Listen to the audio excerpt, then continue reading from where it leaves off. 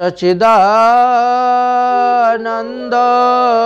रूपाय विश्वोत्पत्त्यादि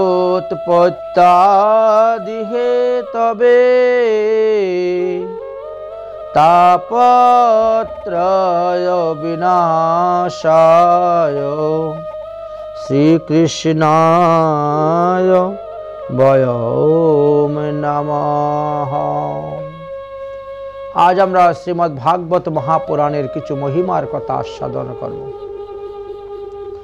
শ্রীল ব্যাসদেব 18টি পুরাণ রচনা করেছেন, ইতিহাস আদি অনেক কিছু শাস্ত্র রচনা করে গিয়েছেন। শ্রীল ব্যাস ইতিহাস আদি করিয়া শাস্ত্র অষ্টাদশ পুরাণে লিখিলা বর্ণিলা সুপবিত্র তথা চ প্রসন্ন যে নহিল বুদ্ধিমন শ্রী নারদ উপদেশ দিলা অতি বিলক্ষণ। সত্রকানি পুরাণ 6 শাস্ত্র 4 বেদ রচনা করিয়াও তিনার মনের মধ্যে কোনো শান্তি পাচ্ছেন না, তিনার বুদ্ধি প্রসন্ন হচ্ছে না, চিত্ত প্রসন্ন হচ্ছে না। তারপরে দেবর্ষি নারদের উপদেশে গিয়ে তিনি এই ভাগবত রচনা করেছিলেন। ত্রৈলোক্য পাবন শ্রী ভাগবত শাস্ত্র সাধুজন চকুরে কৌ সুধা পান পাত্র। এই শ্রীমদ্ ভাগবত মহাপুরাণ সাধুদের কাছে অমৃত সমতুল্য সুধাপান সদৃশ্য। জগত মঙ্গল নিধি বিধি নিরমিলা সম্প্রদায় ক্রমে আইলা সুখ প্রচারিলা। এই ভাগবত ক্রম অনুসারে এসেছেন, পরম্পরা অনুসারে এসেছেন। এই জন্য বলছেন এটি সম্প্রদায়ের অনুগত।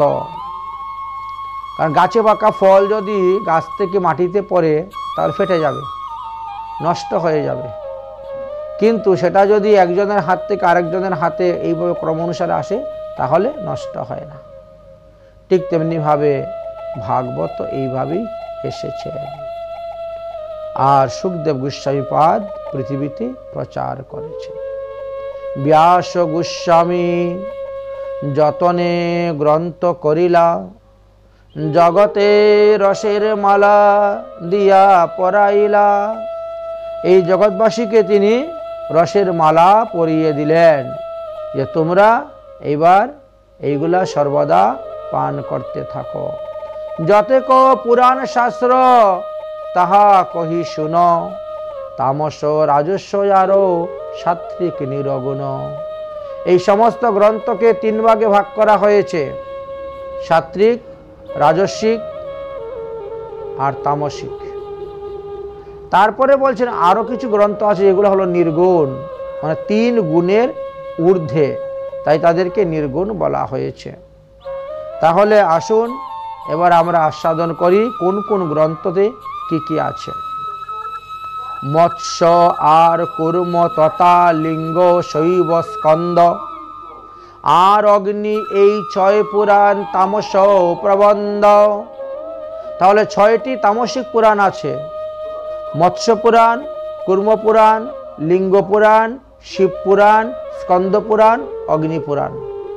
এই সমস্ত গ্রন্থেতে দেবদেবীর উপাসনার কথা লেখা আছে, কর্মকাণ্ডের কথা লেখা আছে, কোন দেবীর পূজা করলে কি ফল লাভ হবে, কোন দেবতার পূজা করলে কি ফল লাভ হবে। এই নিয়ে মানুষ এখন তামসিক গ্রন্থ, তামসিক পুরাণ, তামসিক দেবদেবীর পূজা নিয়েই ব্যস্ত। কারণ সবাই খালি ধন চাই, ধনং দেহি, জনং দেহি, যশো দেহি, বিদ্যাং দেহি, সব দেহি দেহি দেহি দেহি। এই পাওয়াটাকেই তারা নিজেরা মনে করতেন শ্রেয়,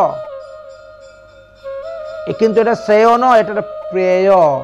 পাওয়া হচ্ছে, পাচ্ছ যে তার ফলও তো ভোগ করতে হবে, আর ভোগ করে যাচ্ছেও। এই জন্য বললেন যে এই 6টি পুরাণ তামসিক পুরাণ, এই 6 পুরাণের থেকে সুসিদ্ধান্ত গ্রহণ করে বিচক্ষণ ব্যক্তি চলতে পারেন, সবাই চলতে পারে না। তারপরে রাজস্বিক পুরাণগুলা কি কি? ব্রহ্মাণ্ড, ব্রহ্মবৈবর্ত, আর যে মার্কেন্ডীয়, ভবিষ্য বামন ব্রহ্ম, রাজস্ব ষটখণ্ড অর্থাৎ ব্রহ্মাণ্ড পুরাণ, ব্রহ্মবৈবর্ত পুরাণ, মার্কেন্ডীয় পুরাণ, ভবিষ্য পুরাণ, বামন পুরাণ আর ব্রহ্ম পুরাণ। এই 6টি পুরাণে রাজস্বিক, অর্থাৎ এতে ব্রহ্মার মহিমার কথা বিশেষভাবে বর্ণন করে গিয়েছেন, মহাদেবীর মহিমার কথা বিশেষভাবে বর্ণন করে গিয়েছেন। এবার শ্রীকৃষ্ণ বিষ্ণু রামের কথা কোথায় বিশেষভাবে বর্ণনা আছে? বলে সাত্ত্বিক পুরাণের মধ্যে আছে। সাত্ত্বিক পুরাণ 6টা কি কি? বিষ্ণু আর নারদীয় গরুর পদ্মম, বরাহ ভাগবত লঘু সাত্ত্বিক উত্তম। তাহলে বিষ্ণু পুরাণ, নারদ পুরাণ, গরুর পুরাণ, পদ্ম পুরাণ, বরাহ পুরাণ আর শ্রীমদ্ ভাগবত মহাপুরাণ, এই কয়টি পুরাণকে বলা হয়েছে সাত্ত্বিক পুরাণ। এই সব পুরাণের মধ্যে ভগবানের লীলা কথা বিস্তারিতভাবে বর্ণন করে গিয়েছেন। শ্রীকৃষ্ণের কথা, রামের কথা, মহাপ্রভুর কথা, বিষ্ণুর কথা, শালগ্রাম শিলা নারায়ণ এদের বিশেষভাবে বর্ণন করে গিয়েছেন। ব্রহ্মবৈবর্ত পুরাণে এই বিষয়ে একটি শ্লোক লেখা আছে। মৎস্যৌ করিমস্ততঃ লিঙ্গা শৈবং স্কন্দৌ তথৈবাচ আগ্নেয়ঞ্চৌ সরিতানি তামসানি নির্বুধতৌ ব্রহ্মাণ্ডৌ ব্রহ্মবৈবর্তং মার্কেন্ডীয়ৌ তথৈব চ ভবিষ্যতো বামনং ব্রহ্মং রাজস্বানি নিবুদ্ধতৌ বৈষ্ণবং নারদায়ং চৈব তথা ভাগবতম শুভম গরুরং চ তথা পদ্মং বরাহং শুভদর্শনেঃ সাত্ত্বিকানি পুরাণানি বিজ্ঞায়ানি মুনিষেবি শ্রীমদ্ভাগবতম আয়ম শুদ্ধম সাত্ত্বিকম কল্পতে। তাই সমস্ত গ্রন্থের মধ্যে শ্রীমদ্ভাগবত মহাপুরাণকে শ্রেষ্ঠ পুরাণ বলা হয়েছে। শ্রীমদ্ভাগবত হয় বিশুদ্ধ সাত্ত্বিক, মহিমাতে নাহি যার সমান অধিক, শ্রবণ সুখদ ভক্তি রসময় নিধি, একবার যেই শুনে বুঝে সে নিরবধি। যে একবার ভাগবতের রস পেয়ে যাবে সে দ্বিতীয়বার আর অন্য কোনো রস তার আস্বাদন লাগবে না। তাই বলছেন ভাগবতের এমনই মহিমা। শীর্ণতাংশ কথা কৃষ্ণ পুণ্য শ্রবণ কীর্তনাৎ ভগবান লীলা কথা শ্রবণ করুন, ভগবান লীলা কথা কীর্তন করুন, তাহলেই আপনার মঙ্গল হবে, আপনার কল্যাণ হবে। তাই বলছেন গুণের অধিক নাহি একতাহা শুন, শ্রবণ করিব বলি চিত্তে যেই জন, তাহার হৃদয় পুরে শ্রী কৃষ্ণ সুন্দর, ততে কনাতে বদ্ধ হন প্রশান্ত। সর্ব বেদান্ত সার হি শ্রীমদ্ভাগবতম মৃশ্যতে, তদ রসামৃতম তৃপ্তস্য ন অন্যত্র সাতরতি কশ্চিৎ।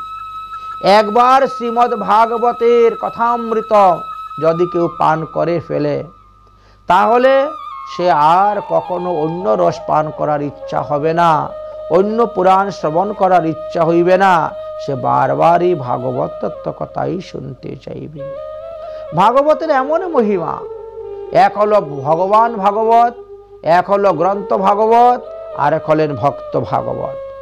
এইবার বললেন যদি কেউ মনে করে যে আমি ভাগবত কথা শ্রবণ করতে যাব, বাস এই কথাটা যার হৃদয়ের মধ্যে উদয় হবে চিন্তা, তখনই ভগবান তার যাওয়ার ব্যবস্থা করে দিবেন। তার হৃদয়টাকে ভগবান একেবারে বদ্ধ করে ফেলবেন, তার হাজার কাজের মধ্যে দিয়েও তাকে সুযোগ করে দিবেন ভাগবত কথা শ্রবণ করার জন্য। শ্রবণ করিব বলিয়া চিত্তে চিন্তে যেই জন, যখন চিন্তা করেন তখনই ভগবান তার হৃদয়ের মধ্যে গিয়ে বসে যান। কেন? সে আমার লীলা কথা শ্রবণ করতে যাবে, তার মানে সে আমাকে ভালোবাসে। যদি আমাকে ভালো নাই বা বাসত, তাহলে এই ঠান্ডার মধ্যে এত দূর দূরান্ত থেকে কি আসতো আমার কথা শোনার জন্য? বাড়ি ঘরে এত কাজকর্ম ফেলে দিয়ে কখনো আসতো না। তাই তার হৃদয়টাকে ভগবান জুড়ে বসেন। তৎকালে বদ্ধ হন প্রসন্ন অন্তর, তাহার হৃদয় পুরে কৃষ্ণ অতি সুন্দর। তার হৃদয়টাকে ভগবান সুন্দর করে দেন। তমস রজগ সাত্বিক গুণে পুরাণ যে কহিল, তাহাতে বিশেষ কিছু শাস্ত্রে যে শুনিল। শ্রীমদ্ ভাগবত মহাপুরাণে যে সমস্ত তত্ত্ব কথা আলোচনা করা আছে, অন্যান্য পুরাণ থেকেও সেইগুলা সুসিদ্ধান্তগুলাকে আনা হয়েছে।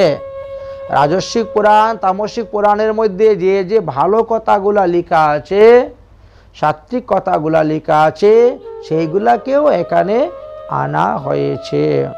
তাই বললেন তম রজ শত গুণে পুরাণ যে কহিল, তাহার বিশেষে কহি শাস্ত্রে যে শুনিল। তামস যে মৎস্য আদি পুরাণ আখ্যান, শতময় প্রসঙ্গ আছে নানা স্থানে স্থান। তার মধ্যেও ভালো ভালো কথা লেখা আছে। তামসিক পুরাণ হলে কি হলো, তমগুণের মধ্যেও শতগুণের সাত্বিক ভগবানের লীলা কথা আলোচনা করা আছে, সেটা সেখান থেকে আনয়ন করা হয়েছে। তবে যে তামস নাম তাহারও কারণ, তমের আখ্যা হয় অধিক বর্ণন। তাহলে তাকে তামসিক পুরাণ কেন বলা হয়েছে? বলেন তম মানে কি? অন্ধকার। তম শব্দের অর্থ হলো অন্ধকার, বুঝেছেন তো? যে পুরাণ পড়লে পরে মানুষ জ্ঞানের আলো পায় না, অন্ধকারই পড়ে থাকে। পুরাণ পড়তেছে, কিছু কিছু লোক আছে না, সারা জীবন শাস্ত্র পড়ে, পুরাণ পড়ে, তাও মাছ মাংস খাওয়া ছাড়ে না। সারা জীবন পাঠ শুনবে, কীর্তন শুনবে, তবু জীব হত্যা করা ছাড়ে না, চুরি করা ছাড়ে না। আছে না কিছু কিছু লোক? হ্যাঁ, তাহলে এটা তামসিক হয়ে যাচ্ছে। যাবে, দিয়ে আসো। হ্যাঁ, তবে যে তামসিক নাম তাহারও কারণ, তমের আখ্যা এই অধিক বর্ণন। সাত্বিক শাস্ত্রেতে মত বিরুদ্ধ তথায়, তামস যে মত সেই জানিবে তথায়। সাত্বিক পুরাণের মধ্যে যে সমস্ত মতবিরুদ্ধ কথা আলোচনা করা আছে, বলছেন তামসিক পুরাণগুলা সেইগুলাকেই সংগ্রহ করে নিয়ে তারা রেখেছেন। তাহলে আমরা কি কি পেলাম? মৎস্য পুরাণ, কর্ম পুরাণ, লিঙ্গ পুরাণ, শিব পুরাণ, স্কন্দ পুরাণ, অগ্নি পুরাণ, এই ছয়খানি পুরাণকে তামসিক পুরাণ বলা হয়েছে। ব্রহ্মাণ্ড পুরাণ, ব্রহ্মবিবর্ত পুরাণ, মার্কেন্ডীয় পুরাণ, ভবিষ্য পুরাণ, বামন পুরাণ আর ব্রহ্ম পুরাণ, এই ছয়খানি পুরাণকে রাজস্বিক পুরাণ বলা হয়েছে। আর হে সুদর্শনে, শ্রীমদ্ ভাগবত পুরাণ, বিষ্ণু পুরাণ, নারদ পুরাণ, গরুড় পুরাণ, পদ্ম পুরাণ, বরাহ পুরাণ, এই ছয়খানি পুরাণকে সাত্ত্বিক পুরাণ বলা হয়েছে।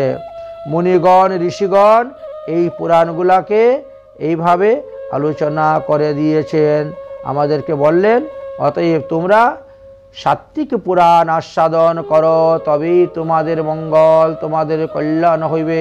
কারণ এই সাত্ত্বিক পুরাণের মধ্যে কেবল সুসিদ্ধান্ত আর সুসিদ্ধান্ত দেওয়া আছে, এর মধ্যে কোনো অপসিদ্ধান্ত নাই। এই জন্য ভাগবত পুরাণ পড়ার কথা বলে। মধ্যস্থ শ্রী ভাগবত পুরাণ। রাজস্ব পুরাণে রজগুণ অধিক। রাজস্ব পুরাণ পড়লে দেহের মধ্যে রজগুণ বৃদ্ধি হইবে, দেবদেবীর পূজা করতে ভালো লাগবে, উপাসনা করতে ভালো লাগবে, এই দেবীর পূজা করলে এই পাওয়া যাবে, ওই দেবতার পূজা করলে ওই পাওয়া যাবে, এই নিয়ে মানুষ ব্যস্ত থাকে। তাই সাত্ত্বিক পুরাণে শতময় গুণবাক্য হয়। সাত্ত্বিক পুরাণে, সাত্ত্বিক মানে ভগবান শ্রীকৃষ্ণ, ভগবান কৃষ্ণ শতগুণ, ব্রহ্মা হলেন রজগুণ আর মহাদেব হলেন তমগুণ। তাই তিনজন থেকে তিন রকমের গুণের সৃষ্টি হয়েছে। তমকল্পে যেই যেই পুরাণ বর্ণিত, সেই সেই তমভাবে উৎপন্ন হইলা। তাই আমাদের কিছু কিছু কল্প গিয়েছে, শতকল্প, রজকল্প, তমকল্প, ব্রহ্মকল্প, পদ্মকল্প, বরাহকল্প, শ্বেত বরাহকল্প, এইভাবে এক এক করে কল্পান্তর হয়েছে। তাই যে যে কল্পেতে যে যে পুরাণ তৈরি হয়েছে সেই অনুসারে তাকে বলা হয়েছে। রাজস্ব সাত্ত্বিক যত ওই মতই হয়, নির্গুণ ভাগবত সত্য প্রকাশিয়। এবং গুণাতীত হলেন এই শ্রীমদ্ ভাগবত মহাপুরাণ। এই ভাগবত মহাপুরাণকে এই জন্য বলা হয়েছে নির্গুণ পুরাণ হলো এই শ্রীমদ্ ভাগবত। যদি বলো অষ্টাদশ ভাগবত সহ ঊনবিংশ কহিলে যে বরহ সন্দেহ। কেউ কেউ বলেন যে ভাগবতটা 19 নম্বরে, কারণ অন্যান্য কানে বায়ু পুরাণকেও আমাদের 18 পুরাণের অন্তর্গত করে ধরেছেন। আবার কোনো কোনো মনীষীগণ বায়ু পুরাণকে 18 পুরাণের অন্তর্গত করেন নাই, যার কারণে ভাগবত 18 নম্বর পুরাণ হয়েছে। আর বায়ু পুরাণকে যদি ধরা হয় তাহলে ভাগবত 19 নম্বর পুরাণ হবে, এই কথা বলতেছে। তাহার কারণ ভাগবতের টিকাতে, বৃহতে তুষণী আর শত সন্দর্ভ গ্রন্থে সিদ্ধান্ত আছে, তাহা শুনইব কহি। এই যে 19 নম্বর ভাগবত, যদি কেউ বলে 19 নম্বর পুরাণ ভাগবত, তাতেও অসুবিধা নেই, কারণ এই বিষয়ে আমাদের বৃহৎ বৈষ্ণব তুষণী গ্রন্থ এবং শত দর্শন সন্দর্ভ, শত সন্দর্ভ গ্রন্থেতে তার সিদ্ধান্ত দিয়ে গেছেন।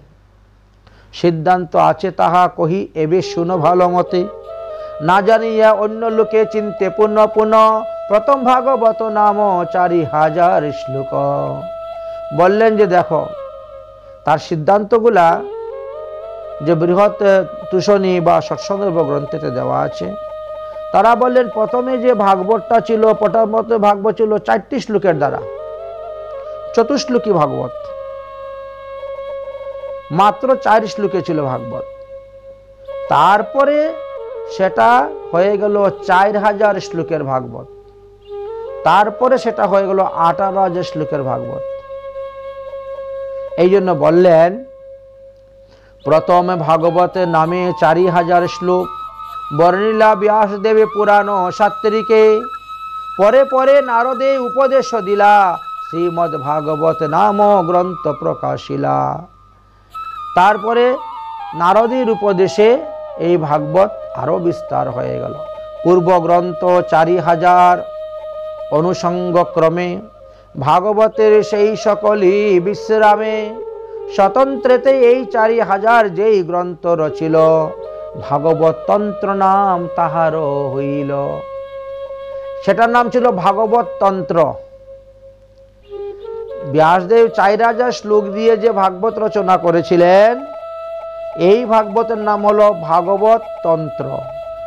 তারপরে পাবেন দেবী ভাগবত, তারপরে পাবেন মন্ত্র ভাগবত, তারপরে পাবেন বৃহৎ ভাগবত, আর তারপরে পাবেন শ্রীমদ্ ভাগবত। অতএব ভাগবত পুরাণের এবার তার বিস্তারিত সব আলোচনা করে যাচ্ছেন।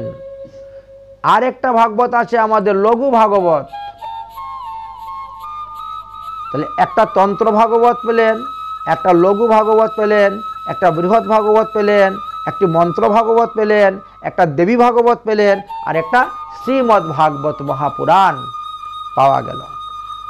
আমরা এই শ্রীমদ্ ভাগবত মহাপুরাণেই এই 7 দিন পাঠ করা হবে, আর একদিন মাহাত্ম্য, 8 দিন আস্বাদন করা হবে।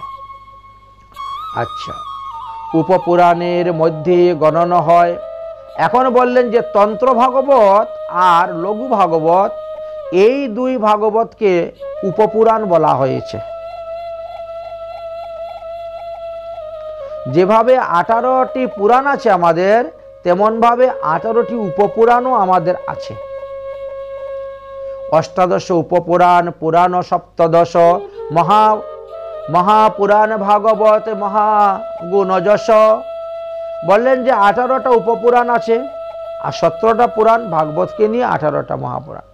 কিন্তু ভাগবত মহাপুরাণটি এক মহাগুণ যশ বিস্তার করেছেন ভগবানের। এইভাবে অন্য কোনো পুরাণে এত সুন্দরভাবে ভগবানের যশকীর্তি আলোচনা করা হয় নাই। সবগুলা মিশ্রিতভাবে হয়েছে, আর এখানে বিস্তারিতভাবে হয়েছে।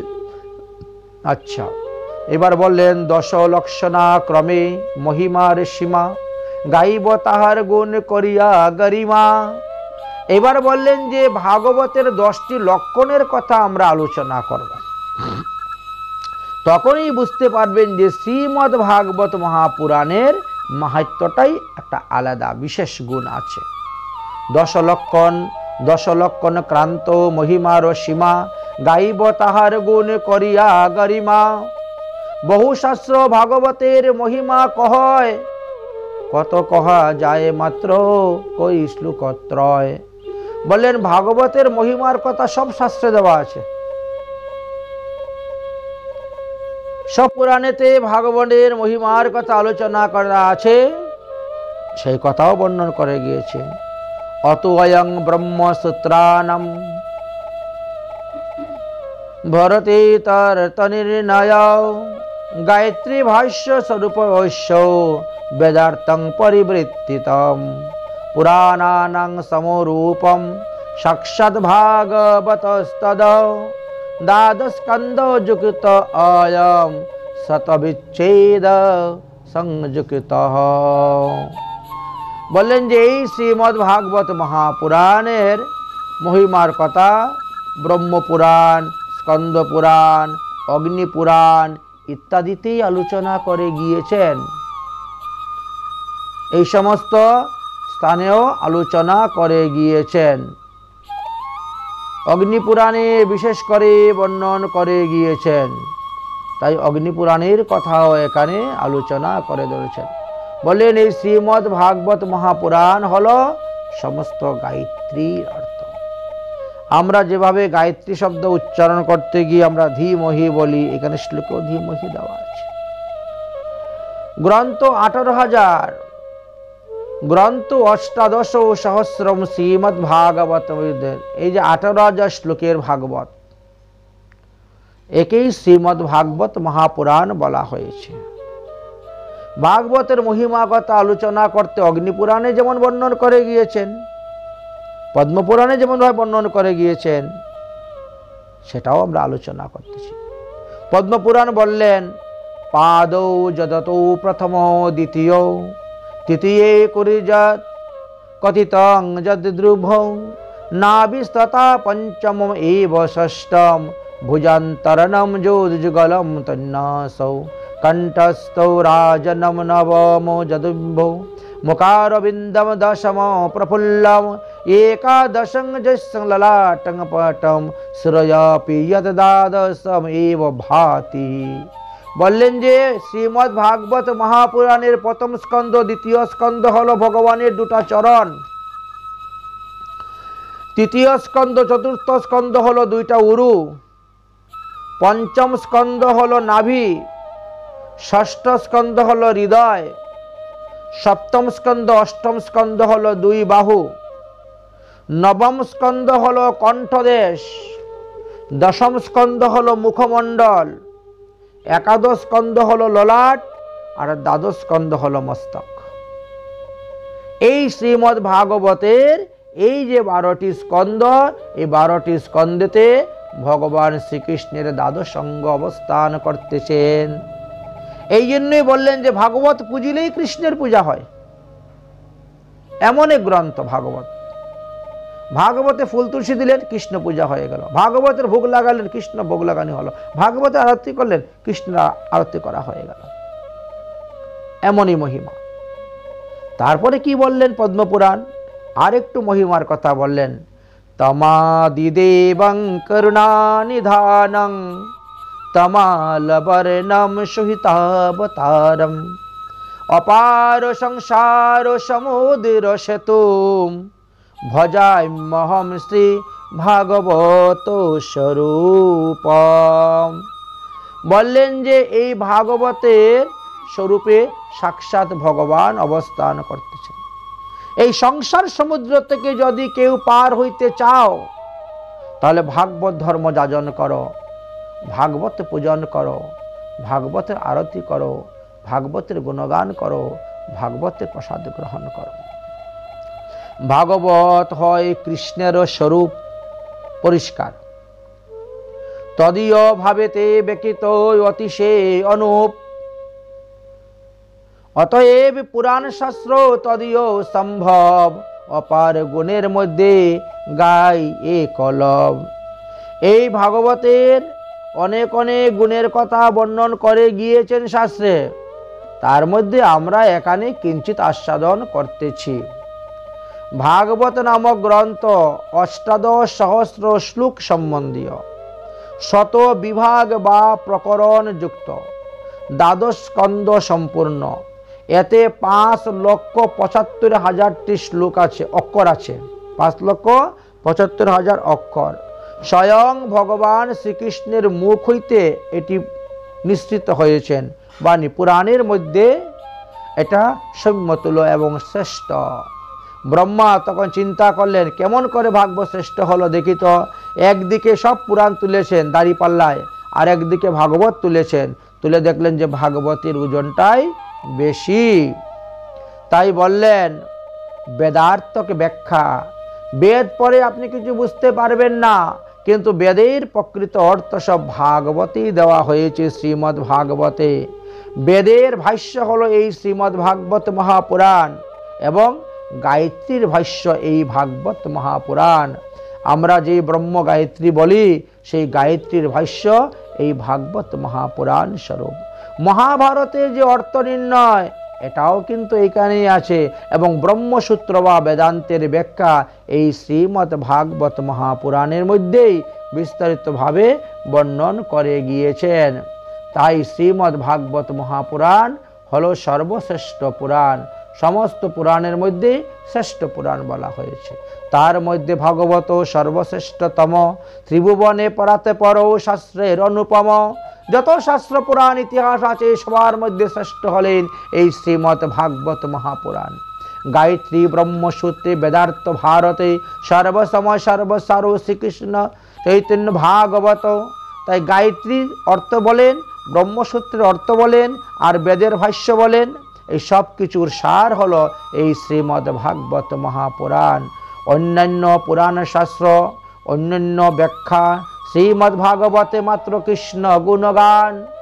অন্যান্য শাস্ত্রের মধ্যে সব কিছু মিশ্রিত দেখতে পাবেন। দেবদেবীর কথাও লেখা আছে, ভগবানের কথাও লেখা আছে, হ্যাঁ, কিন্তু ভাগবতে শুধু কালী ভগবানের কথা, শুধু কালী ভগবানের কথাই আলোচনা করা হয়েছে। অন্যান্য শ্রবণে মন অন্য পথে যায়। অন্যান্য পুরাণ শ্রবণ করলে পরে মনটা অন্য পথে চলে যায়, ধাবিত হয়। আর ভাগবত শ্রবণ করলে কৃষ্ণ ভজনে মন এসে লেগে যায়।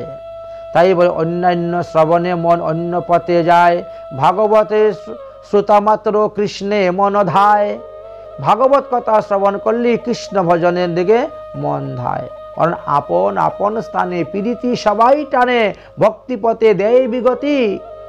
আপন আপন স্থানেই সবাই প্রীতি টানেন। তাহলে কি বুঝলাম? অতএব জীবের এই একান্ত কর্তব্য শ্রীমদ্ ভাগবত কথা শুনিবে শ্রুতব্য। অতএব প্রতিটা জীবের একান্ত কর্তব্য হলো শ্রীমদ্ ভাগবত কথা শ্রবণ করুন, শ্রীমদ্ ভাগবত কথাই কীর্তন করুন। এটাই হলো জীবের শ্রুতব্য। কারণ পরীক্ষিত মহারাজ জিজ্ঞাসা করেছিলেন যে আসন্ন মৃত্যুর সময় আমার আর মাত্র 7 দিন আমার বাকি আছে, 7 দিনের সপ্তাহ দিবসে আমি মারা যাব। এই অবস্থাতে আমার কি করা কর্তব্য? নানা মুনি নানা মত তো আছেই, আপনি বলেন কি করব? বললেন তুমি খালি 7 দিন ভগবানের লীলা কথা শ্রবণ করে যাও, আর কিচ্ছু করতে হবে না। পরীক্ষিত তখন চিন্তা করছেন আমার মতো বিষয়াসক্ত মানুষ 7 দিন হরিকথা শ্রবণ করলে কি মুক্তি হয়ে যাবে? কিন্তু সুখদেব তো বক্তার মতন বক্তা, তিনি শ্রোতার অন্তরের কথা জানতে পারতেন। তিনি সামনে যে বসে আছে তাকে বলতে হবে না, সে তার ভিতরে কি প্রশ্ন উঠেছে, কি চিন্তা করবে, ওটা তিনি আগে নিজেই বুঝে নেন। তিনি বলছেন পরীক্ষিত, তুমি যাহা মনে মনে চিন্তা করিতেছ তাহা ঠিক। বিষয়াসক্ত মানুষ, তুমি 7 দিন হরিকথা শ্রবণ করলে কি তোমার মুক্তি হবে? তুমি কি ভগবান পাবে? সত্যি হাজার হাজার বছর তপস্যা করে সাধন ভজন করে মানুষ ভগবানকে পায় না, আর 7 দিনে হরিকথা শ্রবণ করে ভগবানকে পাওয়া যাবে, এটা সন্দেহ তো আসবেই। মানুষ মনে করে ভগবান পদপদ্ম লাভ করা খুব সুদূর্লভ, সুলভ নাই, ভগবানকে পাওয়া বড় কঠিন, সুদূর্লভ। বললেন যে এটাও ঠিক সিদ্ধান্ত, কিন্তু কার জন্য সুদূর্লভ? যারা কর্মী, যারা জ্ঞানী। কর্মী জ্ঞানী যারা, তাদের জন্য ভাগবত কথা শ্রবণ করা সুদূর্লভ, ভাগবতকে পাওয়া সুদূর্লভ। কিন্তু যারা প্রেমী ভক্ত তাদের জন্য সুলভ। ভগবান পদপদ্ম লাভ করা তাদের জন্য একেবারেই সুলভ। তাই বলছেন আসন্ন মৃত্যুর সময় হরিকথা শ্রবণই কর্তব্য, শ্রুতব্য কীর্তব্য শৈব। শ্রবণ করো, কীর্তন করো হরিকথা, এটাই হলো একমাত্র আসন্ন মৃত্যুর সময়ে কাজ। তাই হায় হায় হায় হায় না করে হরি হরি করতে হবে। যদি কেউ মরে যাচ্ছে দেখো, ভগবানের নাম গুণগান করো। ভাগবতে শ্রুতমাত্র কৃষ্ণে মন ধায়, অতএব জীবের যেই একান্ত কর্তব্য শ্রীমদ্ ভাগবত কথা অবশ্য শ্রুতব্য। এক ভাগবত হয় ভক্তি রস পাত্র, আর ভাগবত হয় ভাগবত শাস্ত্র। তাই বললেন 2 স্থানে ভাগবত নাম শুনি মাত্র, এক ভাগবত ভাগবত শাস্ত্র, আর এক ভাগবত হলো ভক্তি রস পাত্র। যারা ভাগবত ধর্মে দীক্ষিত হয়ে ভাগবত পূজন করে যাচ্ছেন, ভাগবত সেবা করে যাচ্ছেন, তাদেরকে বলা হয় ভক্ত ভাগবত।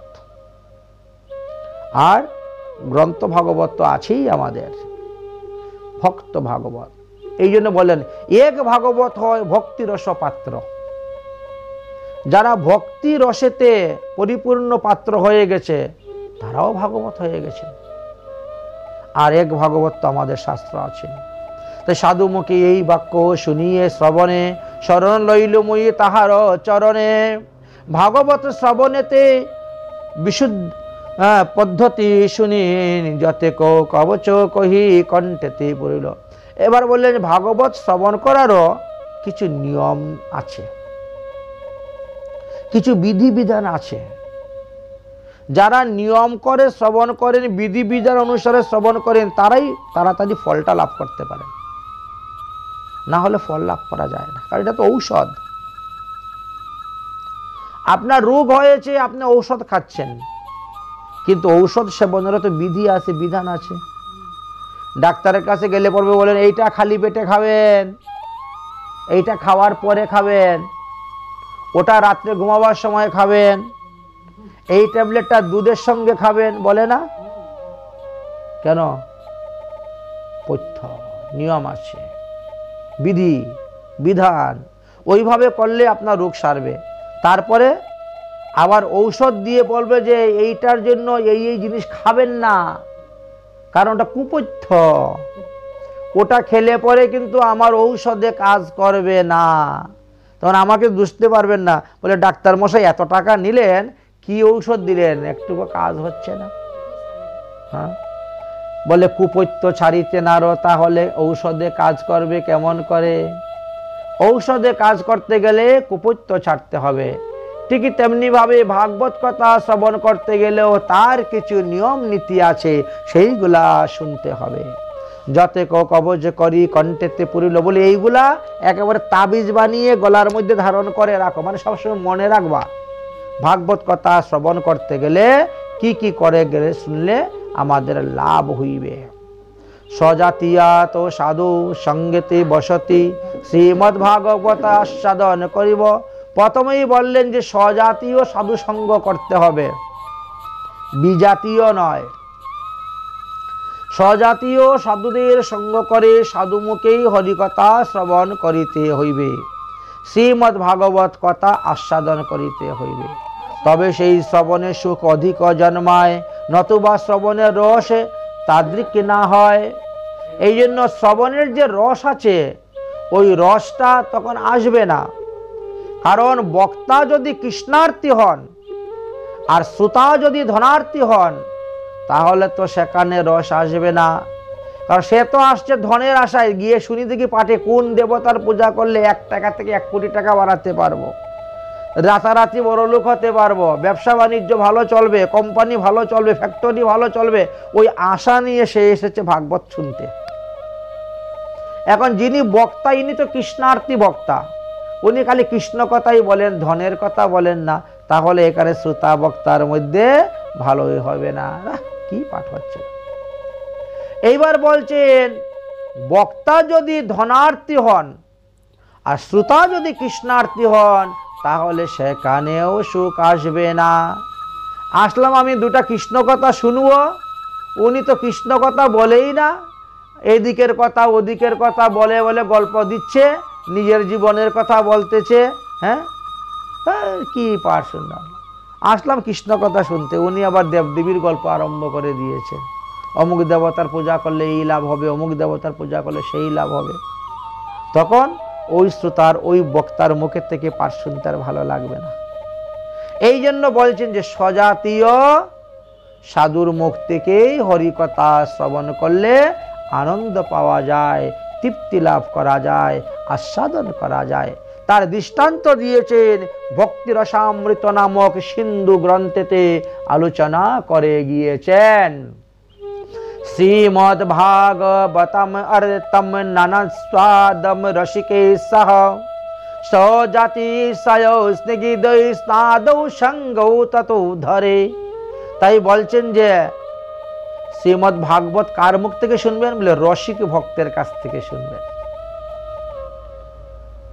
রসিক ভক্তরা কৃষ্ণের লীলা কথা রস লাগিয়ে বলে, আর বেরসিকেরা এরা তো রসের খবর জানে না, এরা কৃষ্ণলীলা বলবে আর কৃষ্ণকে দুষবে।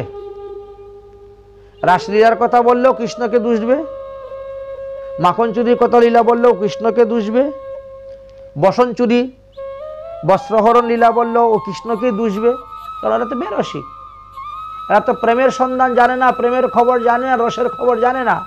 এই জন্য ভগবানের গুণটাকেও তাদের কাছে দোষ বলেই মনে হবে, তারা দোষ বলেই মনে করবে। তাহলে এই জন্যই বলছেন যে অবৈষ্ণবের মুখ থেকে হরিকথা শ্রবণ করতে যাইও না। হরিকথা শ্রবণ করতে গেলে স্বজাতীয় বৈষ্ণবের মুখ থেকেই হরিকথা শ্রবণ করতে হবে। শ্রীমদ্ ভাগবতানাম নাম সাদ্দাকম রসিকম সাহ, রসিক ভক্তের নিকট থেকে শুনতে হইবে। স্বজাতীয় স্বজাতীয় শৈব স্নিগ্ধৌ সাদৌ সঙ্গং ততহু ব্রজেত। স্বজাতীয় বলতে এখানে না, যেমন বৈষ্ণব, বৈষ্ণবের মুখের থেকেই বৈষ্ণবরা শ্রবণ করবে, এই জন্য এখানে স্বজাতীয়। কারণ অবৈষ্ণবের তো জগতে অভাব নেই, সম্প্রদায়বিহীন সাধুর তো অভাব নেই, সম্প্রদায় যুক্ত সাধুর সংখ্যা খুব কম। কারণ সম্প্রদায়যুক্ত সাধুরা কি করেন, তারা এক জায়গায় বসে ভজন করেন, তারা প্রচার প্রসারে বেশি যান না। কেউ তো করে হে আচার, তো না করে প্রচার। শ্রীধাম বৃন্দাবনে হাজার হাজার মহাত্মাগণ আছেন, নবদ্বীপে, নীলাচলে। সবাই কি এই নাম প্রেম প্রচার করতে বেরোন? না, আচার করতেছেন তারা, কিন্তু প্রতিদিন গিরিরাজ পরিক্রমা 3 বার করতেছেন, জানেন? এমন মহাত্মা আছেন, একবার পরিক্রমা করতে 21 কিলোমিটার, 3 বার পরিক্রমা, 3 21 63 কিলোমিটার পরিক্রমা করতেছেন। নিত্য মাধুকুরী সেবা করতেছেন, নিত্য রাধাকুণ্ডে স্নান করতেছেন, নিত্য পাঠ শ্রবণ কীর্তন করতেছেন। 24 ঘন্টার মধ্যে এদের 21 ঘন্টাই ভজন, 22 ঘন্টাই ভজন, 2-3 ঘন্টা সময় বিশ্রাম নেন। করে তো আচার, কিন্তু না করে প্রচার। তারা বাইরে গিয়ে প্রচার করার সময় নেই। আবার কেউ তো করে হে প্রচার, তো না করে আচার। কেউ আছে তার পরিবার পরিজনকে পোষণের জন্য দুনিয়ায় ঘুরে ঘুরে বেড়ায়, পাঠ করে করে বেড়ায়, কিন্তু আচার নেই। ভাগবত পাঠ করতেছে অথচ মাছ মাংস খাচ্ছে, গীতা পাঠ করতেছে অথচ মাছ মাংস খাচ্ছে, পেঁয়াজ রসুন খাচ্ছে, একাদশী আদি ব্রত করে না, কোনো নিয়ম নাই, নিষ্ঠা নাই, কিছু নাই, অথচ প্রচার করে বেড়াচ্ছেন। এই জন্য বলছেন যে কেউ তো করে হে আচার, তো না করে প্রচার, আর কেউ তো করে প্রচার, তো না করে আচার। কিন্তু যিনি প্রচার করবেন তার আচারটা তো ঠিক রাখতে হবে। কেন? বলে আচার যদি ঠিক না থাকে, তার প্রচারের মধ্যে শক্তি আসবে না। সে নিজেই যদি উদ্ধার হইতে না পারে, তো অন্যকে উদ্ধার করবে কেমন করে? সে নিজেই যদি বন্ধনের মধ্যে থাকে, তো আরেকজনের বন্ধন খুলে দিবে কেমন করে? তাই আগে আচার, তারপরে প্রচার। যিনি প্রচার করবেন তাকে অবশ্যই আচার আচরণগুলা ঠিক রাখতে হবে, পালন করতে হবে। তাই বলছেন, অবৈষ্ণবের স্থানেতে শ্রবণে নষ্ট হিষ্ট, দুগ্ধ হেন বস্তু যেন সর্পের উচিষ্ট। আচ্ছা, আপনার ঘরেতে একটা সাপ ঢুকেছে, এক বাটি দুধ ছিল, আপনি দেখলেন যে সাপে দুধটা খেয়ে গেছে, বাকি দুধটা আপনি খাবেন? খাবেন না। কেন খাবেন না? সাপের উচিষ্ট দুধ। যদি এর মধ্যে 1 ফোঁটা বিষ পড়ে যায় সাপের মুখের থেকেও, তাহলে মৃত্যুর ভয় আছে। ঠিক তেমনি ভাবে অবৈষ্ণবের মুখ থেকেও ভাগবত শুনে লাভ হয় না, ভয় আছে। অবৈষ্ণব কেন হয়? তখন বললেন যে অবৈষ্ণবের মুখ থেকে যদি আপনি হরিকথা শ্রবণ করেন, আপনার যে হিষ্টের প্রতি যে আপনার একটা ভালোবাসা আছে, হিষ্টের প্রতি প্রেম আছে, শ্রদ্ধা আছে, ভক্তি আছে, ওটা নষ্ট হয়ে যাবে, ওটা নষ্ট হয়ে যাবে। যারা অবৈষ্ণবের মুখ থেকে হরিকথা শ্রবণ করতে করছেন, তাদের হিষ্টের প্রতি প্রেম ভক্তি নষ্ট হয়ে যায়। দেখবেন তারা তখন কি করেন, ওই কৃষ্ণ পূজাও করবেন, আর সব দেবদেবীরও ফটো রাখবেন, পূজা করবেন, বুঝলেন? অন্যের গুরুরও নিন্দা করবে, নিজের গুরুর নিন্দা নিজেই করবে। কারণ এরা অবৈষ্ণবের মুখ থেকে পাঠ শুনে তো, আর শুনতে শুনতে তাদের হিষ্টের প্রতি শ্রদ্ধা নষ্ট হয়ে যায়, ভক্তি নষ্ট হয়ে যায়। এই শ্রদ্ধা ভক্তিটা যখন নষ্ট হলো, তখন সবই গেল, নিজের গুরুর বদনাম নিজে করে যাবে, বুঝেছেন? এই জন্য বললেন যে অবৈষ্ণবের স্থানেতে শ্রবণে নষ্ট হিষ্ট। গুরুদেবকে হিষ্ট বলা হয়েছে, হিষ্টদেব। জগৎগুরু তো ভগবান শ্রীকৃষ্ণ আসেনি, তো জগৎগুরুকে পেতে গেলে তো আরেকজন গুরু ধরতে হচ্ছে। তো এই জন্য তিনাকে ভগবানের প্রতিনিধি রূপে আমরা দেখি, সম্মান দেই, আদর করি, মর্যাদা দেই। তাই এই জন্য গুরুদেবকেও হিষ্টদেব বলা হয়েছে। গুরুর 12টা নামের মধ্যে একটা নাম দেওয়া আছে হিষ্ট। এতে গুরু ভক্তি নষ্ট হয়ে যায়, গুরু শ্রদ্ধা নষ্ট হয়ে যায়। পদ্মপুরাণে এই শ্লোকটা তুলে ধরেছেন, বলছেন যে অবৈষ্ণবৈশ্য মুখাদগৃহং পাবনং ভাগবতম ইয়সঃ ন শ্রুতব্য বৈষ্ণবানাম সর্পষ্টিত যথাপয়। অহে বৈষ্ণবগণ, তোমরা কখনো অবৈষ্ণবের মুখ থেকে ভাগবত কথা শ্রবণ করতে যাবে না। সর্পোচিষ্ট দুগ্ধের ন্যায় এটা তোমরা পরিত্যাগ করিও, পরিত্যাগ করিও, পরিত্যাগ করিও।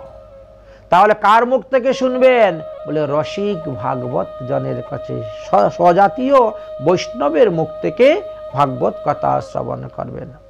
রসিক জনের সহিত ভাগবতের অর্থের স্বাদই আলাদা, গ্রহণ করা যায়। এই জন্য স্বজাতীয় অর্থাৎ সমবসনা পরায়ণ স্নিগ্ধ মূর্তি আপনার অপেক্ষা শ্রেষ্ঠ সাধুসঙ্গ ভজনের মধ্যে যিনি আছেন অঙ্গ, তাকেই বলা হয়েছে।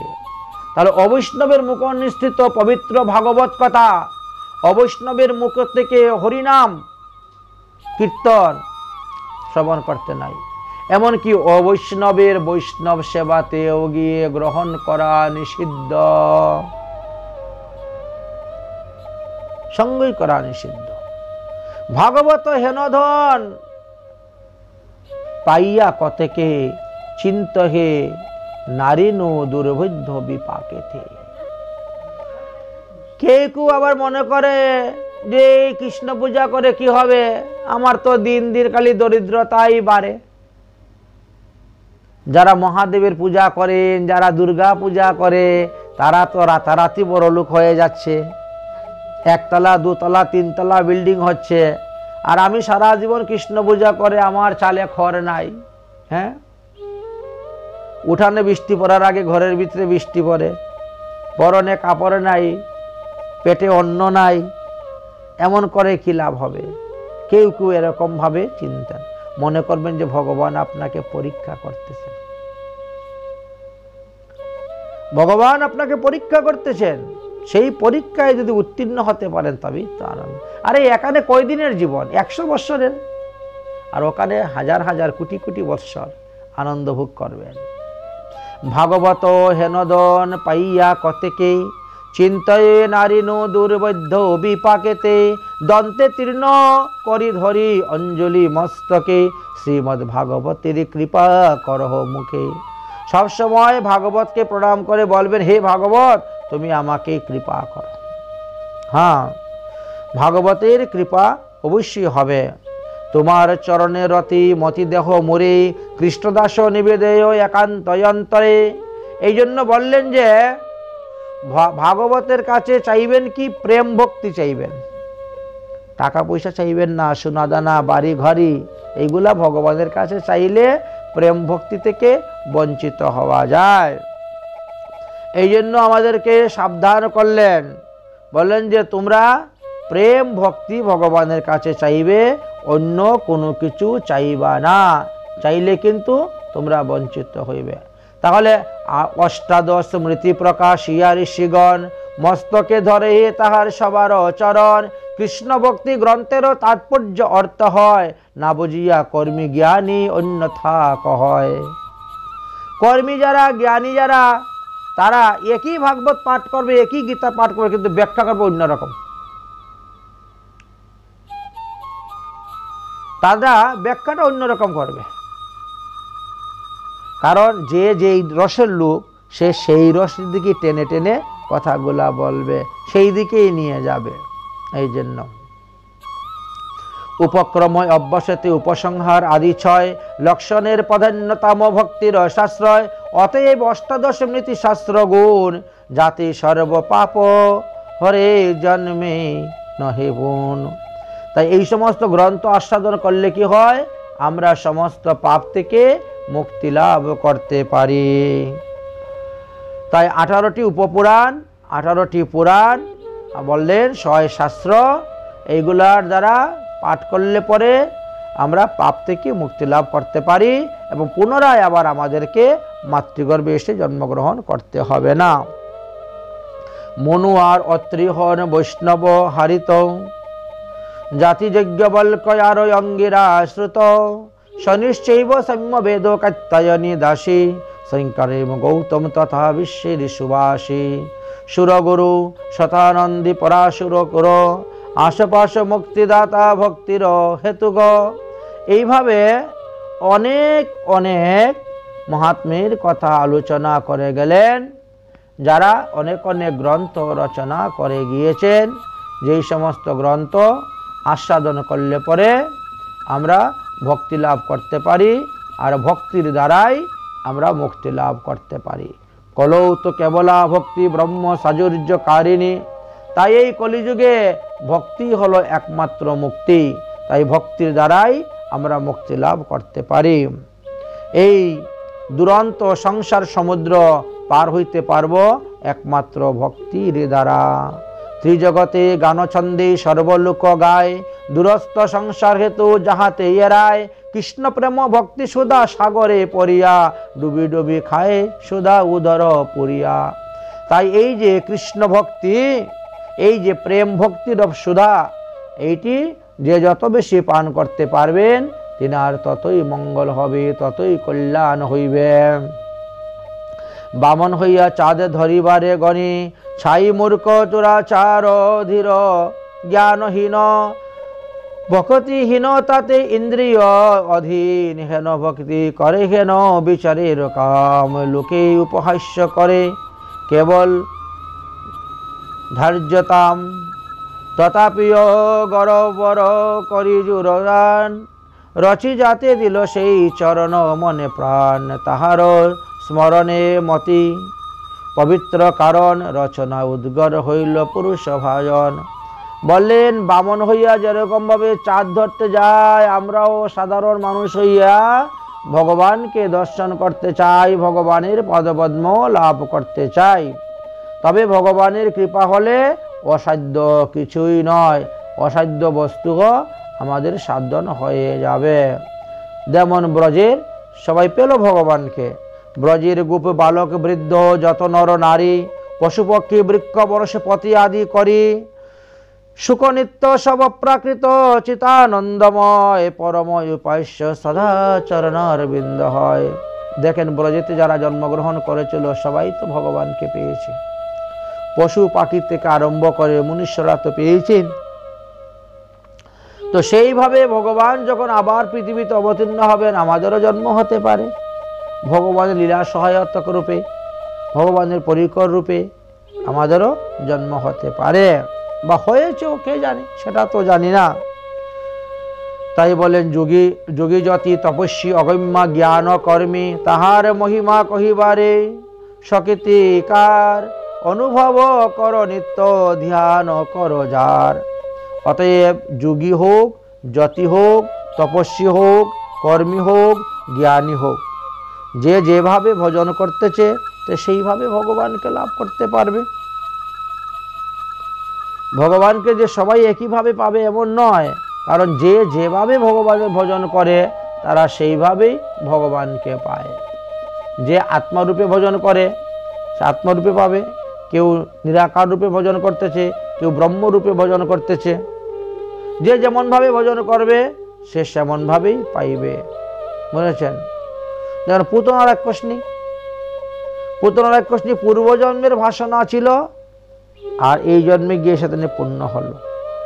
পুতনা রাক্ষসনী মাতৃবেশে স্তন দিল, জিগাংশু করায় মাতৃ তার তবে পাইল। তারপরেও দেখেন ভগবান তাকে মাতৃগতি দিয়ে দিলেন, দিয়ে তারে নিত্যধামে পাঠাই দিলেন। সুতরাং সুখদেব গোস্বামী দেখেন, আত্মারাম সুখদেব প্রশংসে বিস্তার, তাহার মহিমা বেদে বিধির অগোচর। সুখদেব গোস্বামী আত্মারামে ভজন করলেন, আর এইভাবে ভজন করেও তিনি শ্রী গোবিন্দকে লাভ করতে পারলেন। এই জন্য বলছেন যে এক একজন এক একভাবে, অর্থাৎ শান্ত, দাস্য, সূক্ষ্ম, বাৎসল্য, মধুর, এইভাবে ভজন করে করে তারা ভগবান পদপদ্ম লাভ করেছেন। কে যে কিভাবে ভগবানকে লাভ করবেন আর ভগবান যে কখন কাকে কিভাবে কৃপা করবেন সেটাও বলা যায় না। আমরা সবাই ভগবানের ভক্ত, তাই না? আচ্ছা, ভগবানও আবার ভক্তের ভক্ত হন, এমনটা শুনেছেন কখনো? আমরা সবাই ভগবানের ভক্ত, ভগবান আবার ভক্তের ভক্ত হয়ে আসেন, হতে চান। বড় আশ্চর্য লীলা। দেখেন একটা চরিত্র কথা বলছেন, বণিক কুলেতে জন্ম ত্রিলোচন নাম, বান্যা বংশে জন্ম। বণিক বলতে সাহা, সাহাদেরকে বলা হয় না অধিকাংশ। বণিক কুলেতে জন্ম ত্রিলোচন নাম, অনন্য ভক্তি কৃষ্ণ চরণে নিষ্কাম। যদিও বণিক কুলে জন্ম নিয়েছেন, বাপ দাদারা ব্যবসা বাণিজ্য করেছেন, ইনারও আছে ব্যবসা বাণিজ্য, কিন্তু কৃষ্ণ ভক্তি খুব। ভগবানের কাছে কখনো তিনি ধন চান না, ব্যবসা বাণিজ্য ভালো চলুক এটা চান না।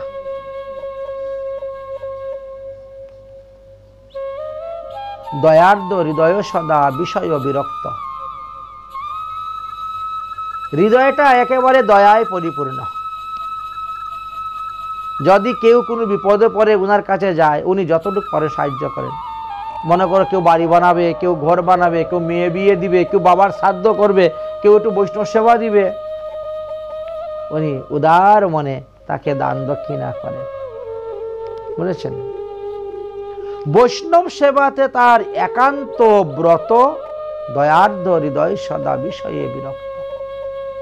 বৈষ্ণব দেখলে পরে খুব আনন্দ। বুঝেছেন? ইনাকে আদর করে আনবেন, বাড়িতে আপ্যায়ন করে আনবেন, থাকতে দিবেন, খেতে দিবেন, যাওয়ার সময় কাপড় চোপড় দক্ষিণা আদি দান করবেন। আচ্ছা, মধ্যে মধ্যে বৈষ্ণব সেবা দেন। এখন তিনার ঘরের স্ত্রী এত কিছু পেরে উঠতে পারেন না। একদিকে সংসারের রান্না বান্না, খাওয়া দাওয়া, ঘর মোছা, ঝাড়ু দেওয়া, সব মেয়েরাই তো জানে কি অবস্থা। আরেকদিকে ঠাকুর সেবা, আরেকদিকে বৈষ্ণব সেবা। আচ্ছা, ডেইলি ডেইলি হলে কি সম্ভব? আচ্ছা, না হয় মাসে একদিন হোক, 6 মাসে একদিন হোক, কষ্ট মষ্ট করে নিলাম। কিন্তু প্রতিদিন হলে তো এইটাকে চালিয়ে নেওয়াটা বড় কষ্ট হয়ে যায়। এক স্ত্রী মাত্র ঘরে টহলিয়া নাহি, সেবা কার্য নাহি চলে উদ্বিগ্ন সদাই। স্ত্রী প্রতিদিন বলেন, ওগো তুমি একজন কাজের লোক রাখো, আমি আর এত কিছু করে পারছি না, আমার দ্বারা হচ্ছে না, একজন কাজের লোক রাখো। হয়তো বাড়িঘর ঝাড়ু দিল, একটু বাসন টাসন মাজলো, কাপড় চোপড় ধুয়ে দিল। আর যদি সাধু মহাত্মা পাওয়া যায় তারও ভালো, ঠাকুর সেবা রান্না কাজে লাগাই দিব। আমি না হলে এইগুলা কাজ করলাম, বাসন মাজা, ঘর মোছা, এইগুলার কাজ আমি করলাম, আর তিনাকে ঠাকুর সেবায় লাগিয়ে দিলাম। রান্না করো, ঠাকুরের সেবা করো, তুমিও প্রসাদ পাও, আমাদেরকে প্রসাদ খেতে দাও। এইরকম যদি একজন পাওয়া যায় তা তো অতি উত্তম। সদাচারী প্রসাদ বুঝি একজন লোক যদি পাওয়া যায় তাহলে অতি উত্তম। তুমি একটু দেখো না, তাহলে বৈষ্ণব সেবায় আমাদের বিঘ্ন হবে না। ডেইলি হোক না বৈষ্ণব সেবা, প্রতিদিন বৈষ্ণব সেবা করো, তখন আর চিন্তা হবে না। স্ত্রীর এই যুক্তিটা দিলেন। স্বামী স্ত্রী দুজনে বসে যুক্তি করতেন, কোথায় যাব, কোথায় পাবো সেই রকম সৎ লোক, ভালো লোক, সদাচার লোক কোথায়? হে ভগবান, তুমি একজন সেবক জুগিয়ে দাও। এতদিন ভগবানের কিছু কিছু চায় নাই, কিন্তু আজকে চেয়েছে কেন না? বৈষ্ণব সেবার জন্য, ভগবানের সেবার জন্য। কারণ তোমার সেবা তোমরা কুলিয়ে উঠতে পারতে না। এই যে সকালে সূর্যোদয়ের আগে মঙ্গল আরতি করতে হবে, 8টা 9টার ভিতরে সিঙ্গার আরতি করতে হবে, দুপুরে 12টার সময় ভোগ আরতি করতে হবে। তো এই সময় আর কাজে তো কুলাতে পারতেছি না, কষ্ট হয়ে যাচ্ছে আমাদের। অতএব তুমি তোমার সেবা কার্যের জন্য একজন লোকের ব্যবস্থা করে। ভক্তবৎসল শ্রীহরি উদ্বেগ দেখিয়া, ছদ্মবেশে স্বয়ং আইলা হইয়া টহলিয়া।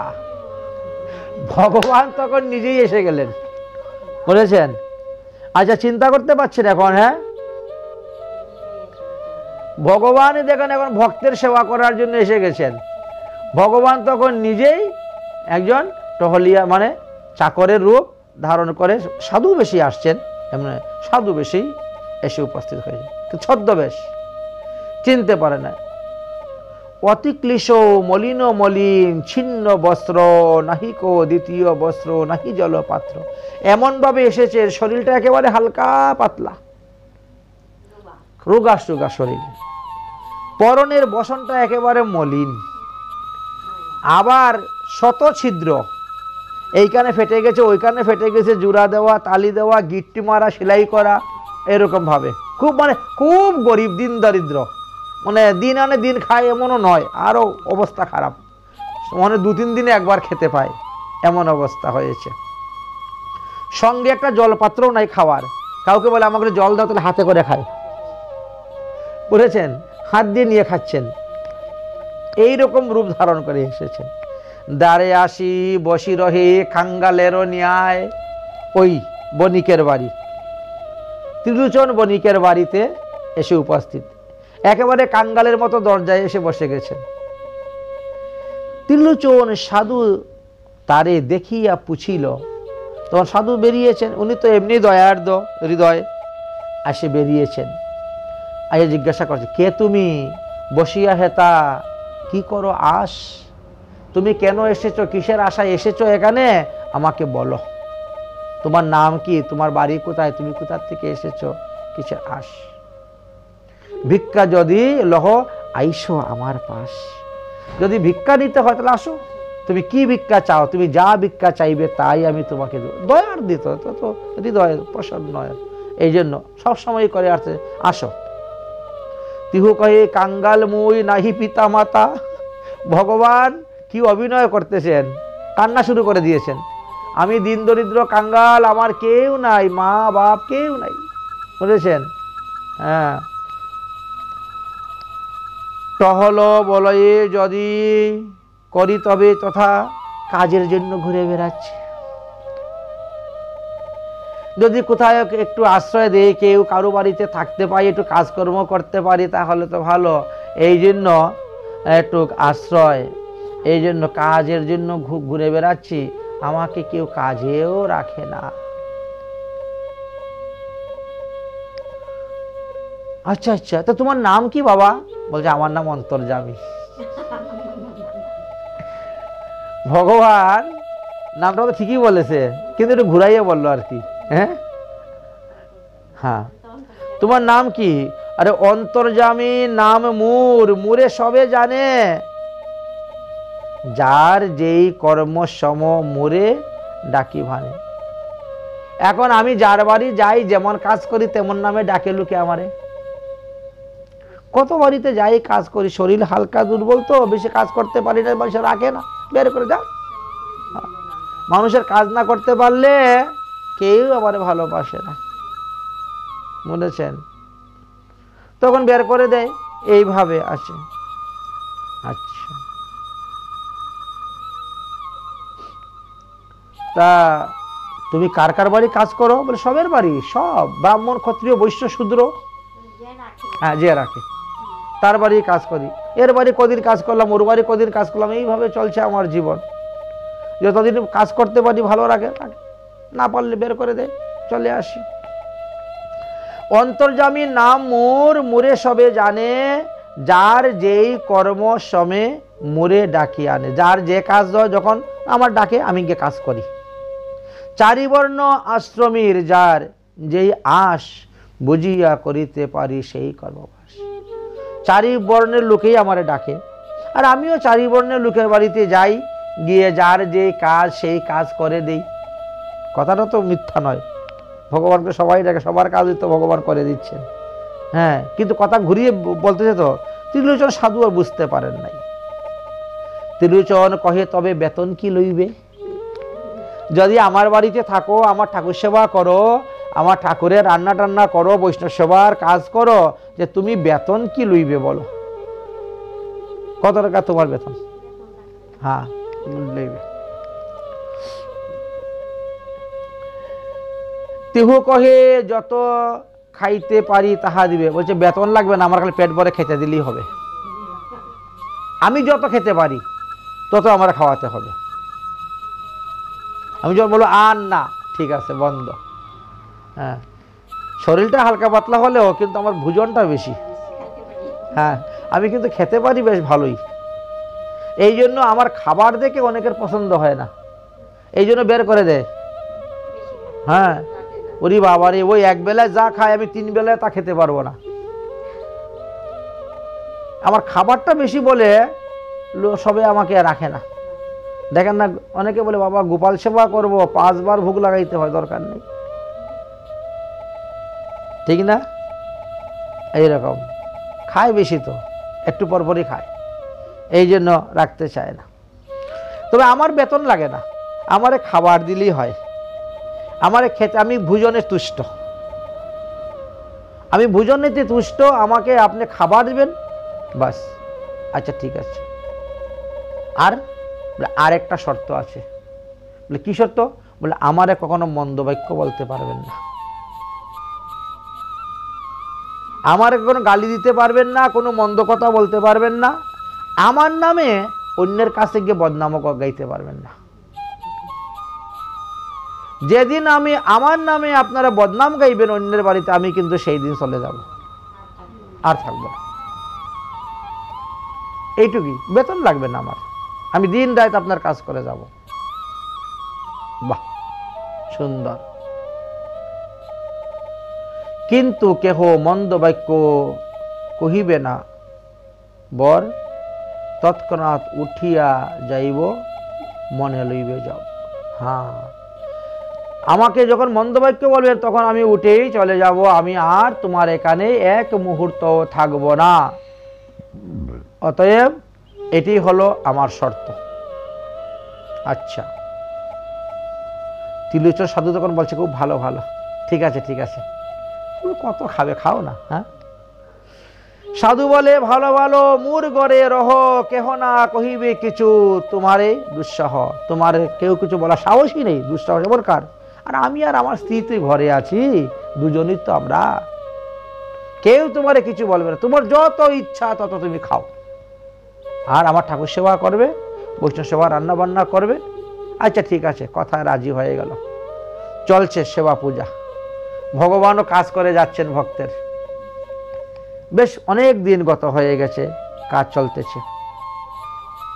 স্ত্রীর নিকটে যাই, জুড়িয়া কহিল, লোকটি রাখিল ইহায় প্রসন্ন রাখিল। দেখো, এই যে কাজের লোকটা রেখেছি, বণিক তার স্ত্রীকে বলতেছে, খবরদার তারে কিন্তু কিন্তু মন্দ কথা কিন্তু বলবা না, কিচ্ছু, হ্যাঁ, কোনো মন্দ কথা বলবা না, সে যাতে প্রসন্ন থাকে, সন্তুষ্ট থাকে, সেইভাবেই চলবা, সেইভাবেই তাকে দিয়ে কাজ করাইবা, বেশি প্রেশার টেশার দিও না, হ্যাঁ, আদর দিয়ে রাখবা।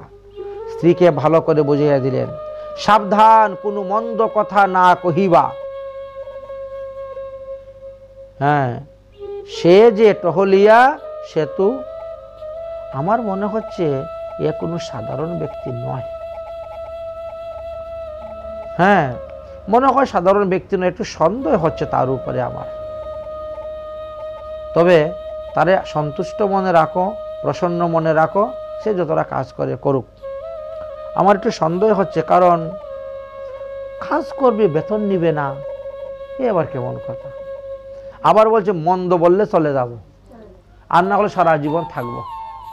হ্যাঁ, এই জন্য বলা যায় না তো কোথা থেকে কে আসলো, হ্যাঁ, না ভগবানই পরীক্ষা করতে আসছেন, বলা যায় না। একটা সাধু, তো সাধুর মনে মনে একটু এরকম ভাব আছে, তাই বলছেন যে দেখো, আমার মনে হচ্ছে এই লোকটা কোনো প্রাকৃতিক জগতের মানুষ নয়, বউয়ের সঙ্গে যুক্তি করতেছে,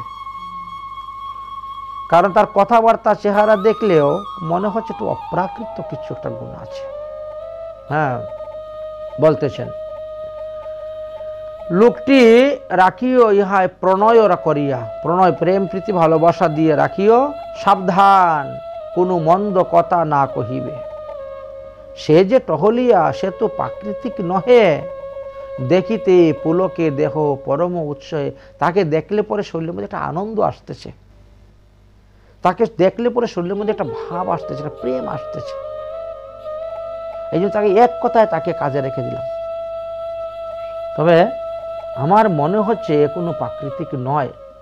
আচ্ছা, কিছুদিন থাকুক, তারপরে বোঝা যাবে। হ্যাঁ, দেখো, স্ত্রীকে সাবধান করে দিলেন, ঠিক আছে। দেখিলে পুলকিত দেহ পরম উৎসাহ, আমার শরীরটা খুব পুলকিত হচ্ছে। সাধু কিছু চিন্তে মর্ম ভাবিয়া না পায়, ইহারে দেখিলে কেন যেন অন্তর দ্রবী যায়। এই ত্রিলোচন সাধু বুঝতে পারছে না কি ব্যাপার, এনাকে দেখলে পরেই আমার মনের মধ্যে একটা এত ভাব, এত ভক্তি, এত প্রেম আসে, কারণটা কি? আর কোন সাধুকে দেখলে তো এরকম আসে না, কিন্তু কারণটা তো বুঝতে পারছি না। বস্তু শক্তি এমতি যাহার যে গুণ, স্বাভাবিক প্রকাশে অধিক বেনুন। আমার মনে হচ্ছে তিনার ভিতরে কোনো গুণ আছে, হয়তো তিনি ভিতরে ভিতরে ভজন করেন, বাইরে দিয়ে ভজন দেখাচ্ছেন না, এই জন্য তাকে দেখে এরকম ভাবে হচ্ছে। এই রূপে 13 মাস অতীত হইল। ভগবান 13 মাস ভক্তের বাড়ি চাকরি করছেন, বুঝেছেন? 13 মাস অতীত হইল। একদিন স্ত্রী তার পড়শিতে গেল, আশেপাশের বাড়িতে ওনার স্ত্রী গিয়ে গল্প শুরু করেছেন। কি গল্প জানেন? পড়শির স্ত্রীর স্থানে স্থানে কহে নিন্দাবর, টহলিয়া রাখিল যে গু, খায় বহুতর।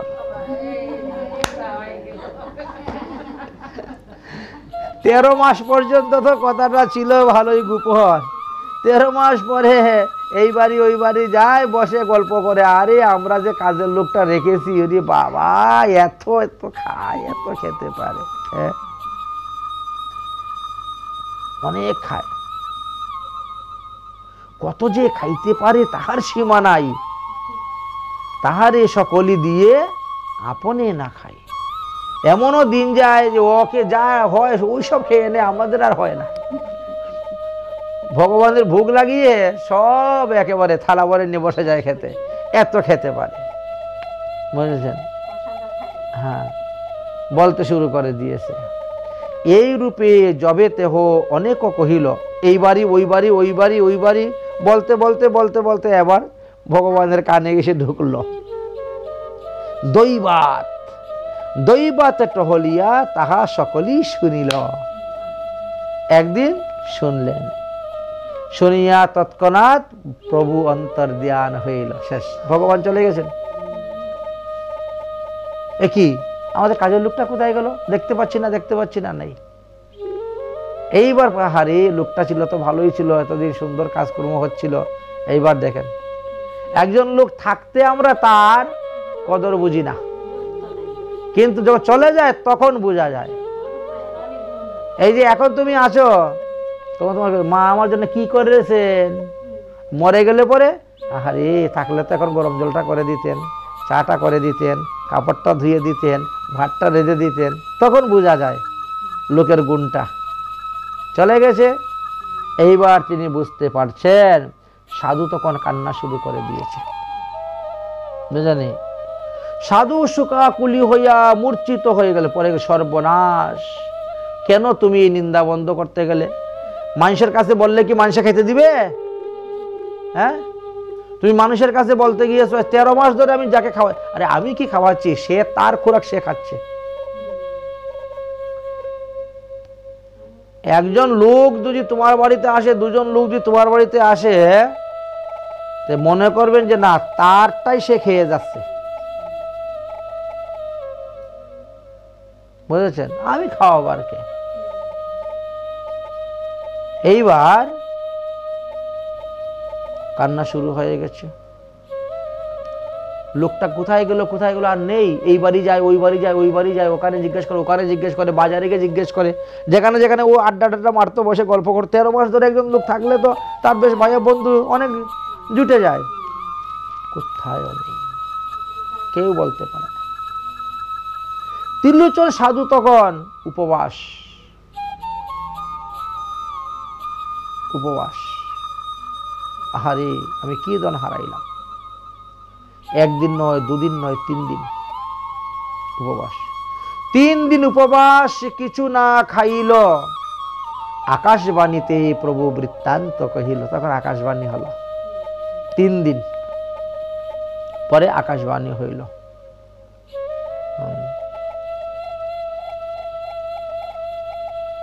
বলেন, ত্রিলোচন আমি ভগবান অন্তর্যামী, আমি তোমার বাড়িতে তোমার কাজের লোক সেজে গিয়েছিলাম। শুধু তোমার বাড়িতে নয়, প্রত্যেক ভক্তের বাড়িতেই আমি যাই, ভক্তগণের টহল করি, এই মোর কাজ। যে ভক্ত আমারে যেভাবে চায়, যে আমারে যেভাবে ভজে, আমিও তাকে সেইভাবে ভজি আমার স্বভাবে। বুঝলেন? যে ভক্ত আমাকে যেইভাবে ভজে, আমি তারে সেইভাবে ভজি, ইহা মোর স্বভাবে। এটা হলো আমার স্বভাব। তুমি যে করহ সেবা কিবা আস্বাদন, তাহা না হইল মোর জানিতে কারণ। বড়ই আস্বাদ বটে করিয়া জানিন, তোমার চরিত্র বড় প্রীতি হইল। তুমি এতদিন ধরে আমার এইভাবে সেবা পূজা করে যাচ্ছ, তোমার সেবাতে আমি অত্যন্ত সন্তুষ্ট, প্রসন্ন। তারপরে তোমরা দুজনে সেবা পূজা করতে পারতেছ না, কষ্ট হচ্ছে, তোমরা চাকর খুঁজতেছ, আমি তোমাদের চাকর রূপে গেলাম, গিয়ে আমি আমার সেবা প্লাস তোমাদের সেবা। আমি রান্না করলাম, তোমরা ভোগকালে প্রসাদ পেলে, তোমাদের সেবা করে দিয়ে আসলাম। হ্যাঁ, আমারে যে ভজে মাত্র তারে আমি ভজি, মোর ভকতেরই ভজে তারে নাহি তেজি। যে আমারে ভজে সে আমাকে পাইবে, যে আমার ভক্তকে ভজে সে আরো ভালো। যে আমার ভক্তের সেবা করে আমি তাকে কখনো ত্যাগ করি না। তুমি তো বৈষ্ণব সেবা দেও, সাধু সেবা দেও, তোমাকে তো আমি ত্যাগ করবো কখনো? তো এতদিন ছিলাম, এসেছি, কিন্তু আমার প্রতিজ্ঞা ছিল যে যেদিন আমার নিন্দা বন্ধ বলবে সেদিন আমি চলে যাব। এখন তোমার স্ত্রী তো একবারই, দুবারই, তিনবারই বলতে বলতে দুনিয়া সব বারই বলে বেড়াচ্ছে, যার ফলে আমি চলে আসলাম। এত শুনি সাধু চিত্তে চমৎকার হইল, দুঃখী হইয়া কিছু কহিতে লাগিল। হে প্রভু, মোরে কৃপা করিয়া যদি তুমি আইলে, তাহলে তুমি আমার চাকর হয়ে কেন আসলে? যদি আমাকে কৃপা করার জন্যই তুমি এসেছো, তাহলে তুমি টহলিয়া রূপে কেন আসলে? চাকর রূপে তুমি কেন আসলে? হ্যাঁ, এই সমস্ত ত্রিলোক ত্রিভুবন তোমার দাস, আর তুমি এসেছো আমার দাস রূপে। কি আশ্চর্য কথা! ত্রৈলোক্য তোমার দাস, দাস রূপে আইলে এত কৃপা নহে মুরে বঞ্চনা করিলে। তুমি বলছো আমারে কৃপা করছো, কোথায় কৃপা করছো? আমাদের বঞ্চনা করেছো, আমি তো সেবা অপরাধী হয়ে গেলাম। আমি তোমার কাছ থেকে কি 13টা মাস সেবা গ্রহণ করেছি, তোমার সেবা তো করতে পারলাম না, বিপরীত হয়ে গেছে। তুমি আমার দাস রূপে এসেছ, ত্রিজগৎ তোমার দাস। আহা, এত কৃপা নহে এত মুরে বঞ্চনা করিলে। হে ভগবান, তুমি আমারে বঞ্চনা করিলে। সে যাই হোক, এইবার দয়া করো মুরে, এবার তুমি আমাকে দয়া করো। হ্যাঁ, আমি তোমাকে পরশ করতে চাই, তোমাকে স্পর্শ করতে চাই। হ্যাঁ, পরশন দেহ যদি এ তব কিং করে, তাহলে তুমি আমাকে দর্শন দাও, আমাকে দেখা দাও, আমি তোমাকে আলিঙ্গন করব।